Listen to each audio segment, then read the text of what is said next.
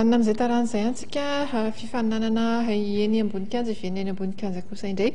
misy ny hetsika izay karakarain'ireo atleta malagasy izay efa nandray anjara tamin'ny lalao olimpika ao anatin'ilay fikambanana hoe Amahomo ny misy an'izy ireo.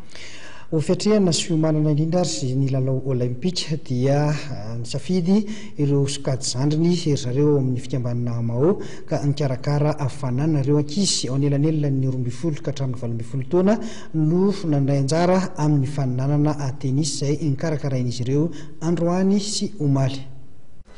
Ho fanomanana ireo taniketsa hiatrika ny lalao olimpika dia nandray ny andraikiny ry zareo avy ao amin'ny Amao na ny fikambanan'ireo atleta izay niatrika ny lalao olimpika izany ka nitaranja tenisy no nentin'izy ireo nanomboana izany 12 ka hatramin'ny 12 taona no nandray ny faninanana amin'ity fanomanana ny lalao olimpika ity. Open Junior des Olympiens mo izay no anarana faninanana amin'ity taranja tenisy ity. 7 ireo voasoratra anarana ka ny 20 lehilahy ary 70 vehivavy.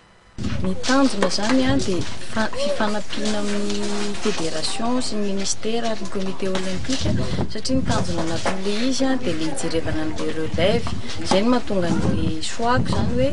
entre 12 à 18 ans no ampanaovana compétition satria ireo mandeha représenté antsika indray amin'ny Jeux des Îles 2015 sy ny Jeux olympiques 2016 hitanao favotrian'ireo ankizy raha eo amin'ny atao hoe avo teknika sy ny vatana raha hiomana amin'izany hoe ho any amin'ny lalao olimpika afaka efa taona zany. Izay indrindra ny ilana miomana mialoha mba tsy isian'ilay hoe tampotampoka herintaona aloha roa volana aloha izay vao hiomana fa izao zany tsika raha ohatra ka te hahazo vokatra zany tsika amin'ny lafin'ny sport dia izao tsika dia efa mila manomana ny ankizitsika rehetrarehetra ilay taranja rehetra zany io dia mbola veriko hoe izay zany nahatonga an'ilay safidy hoe ilay ankizy entre 12 à 18 ans aloha no posena zany. Ny safidy manokana ve hoe taranja tenisy nanaovana an'ilay izy sa mbola hiditra ho any amin'ny taranja hafa? Taranja tenisy ny atombohan'ilay izy fa afaka hitarina any amin'ny taranja hafa ilay izy.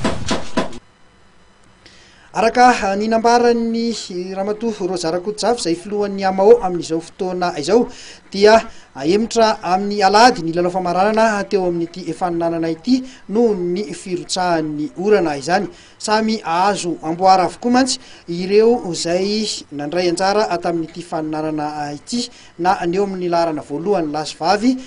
niatrika ny lalao manasa-dalana ary ireo tafita teo amin'ny ampahavadalana izany dia samy mahazo amboara avokoa avy amin'ny Amao.